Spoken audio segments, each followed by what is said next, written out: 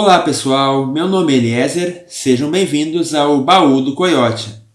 Semana passada eu estava dando uma olhada em um perfil do Instagram que comenta sobre a novela Gênesis e quando falaram que após a morte de Sara, Abraão se casaria de novo, eu notei que muita gente ficou surpresa e alguns até meio decepcionados. Eu confesso que eu não entendi muito bem o porquê de algumas pessoas terem ficado decepcionadas. O texto bíblico é bem claro. Ele diz que Abraão só se casou com Quetura após a morte de Sara. Tipo, a mulher dele já tinha morrido, né? Então não se trata de um caso de bigamia, muito menos de adultério, né, gente? Mas é até compreensível a surpresa das pessoas. Porque embora eles tenham sido casados por mais de 30 anos, a Bíblia fala muito pouco a respeito de Quetura e também fala pouco sobre os filhos que ela teve com Abraão. O texto de Gênesis, capítulo 25, versículos 1 e 2 diz: Abraão casou com outra mulher que se chamava Quetura.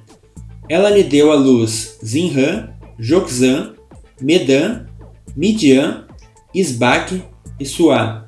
Ou seja, além de Isaque, o filho da promessa, e Ismael, o filho que Abraão teve com a escrava egípcia, ele teve outros 6 filhos com essa mulher chamada Quetura. E isso depois dos 140 anos. Bom, Isaque, filho de Sara, deu origem à nação de Israel, um povo que após o cativeiro babilônico passou a se chamar judeu. Já Ismael, filho de Agar, deu origem aos ismaelitas. Os ismaelitas viviam no deserto da Arábia, também eram divididos em tribos e se tornaram muito poderosos, dando origem ao povo árabe. Aqui eu preciso fazer uma observação importante. Nós não podemos confundir a etnia árabe com a religião muçulmana. É verdade que a maioria dos árabes são muçulmanos, mas também existem árabes cristãos e até ateus. E existem povos que não são árabes e que adotaram a religião islâmica, como por exemplo o Irã e a Indonésia. E os filhos de Quetura? O que aconteceu com eles? A resposta parece que está no verso 6. Porém, aos filhos das concubinas que tinha, Abraão deu presentes e, ainda em vida, os separou de seu filho Isaque, enviando-os para a terra do Oriente. Esse verso parece indicar que, apesar de ter casado com Quetura, ela era considerada só uma concubina, com um status maior do que o de Agar, mas menor do que o de Sara. Ou também pode indicar que Abraão primeiro casou Isaque com Rebeca, deu tudo o que possuía a eles e iniciou uma nova família do zero e na velhice. O fato é que antes de morrer, Abraão separa todos os seus filhos de Isaque e os envia para a terra do Oriente. O primeiro foi o próprio Ismael e anos depois os filhos de Quetura também. Esses filhos de Abraão deram origem a várias tribos que povoaram a Península Arábica, e alguns desses povos ganharam certo destaque, como os descendentes de Midian. Zípora, esposa de Moisés, era uma midianita.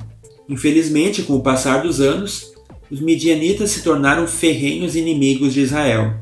Outros 2 nomes que se destacam na descendência de Abraão são os filhos de Joquzã, Sabá e Dedã.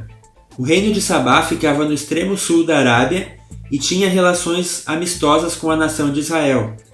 Todo mundo conhece ou já deve ter lido ou ouvido falar da rainha de Sabá que visitou Salomão. Porém, não é possível afirmar que o nome desse reino tenha origem no neto de Abraão, porque lá na Tábua das Nações, em Gênesis 10, mostra uma outra dupla com o mesmo nome, Sabá e Dedã.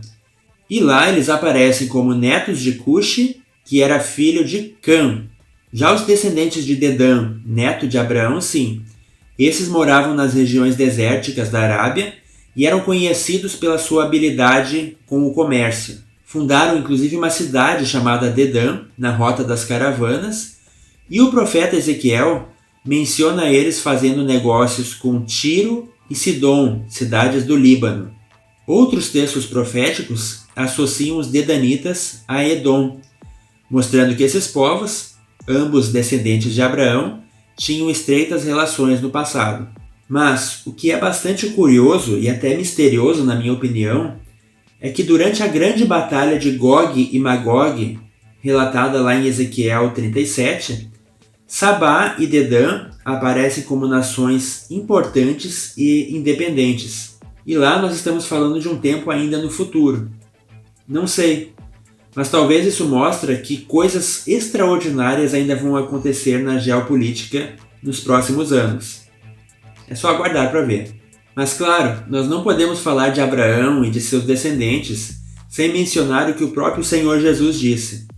Ele disse que pela fé, nós que cremos e servimos a Deus, também somos descendentes de Abraão.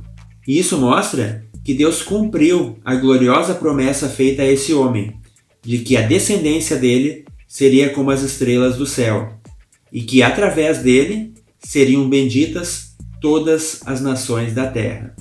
Que a tua e a minha família sejam benditas. E eu vou ficando por aqui.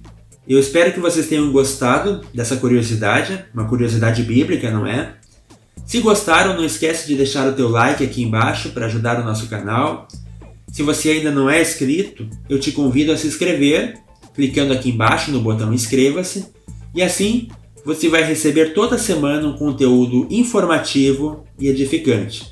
Até a próxima, se Deus quiser.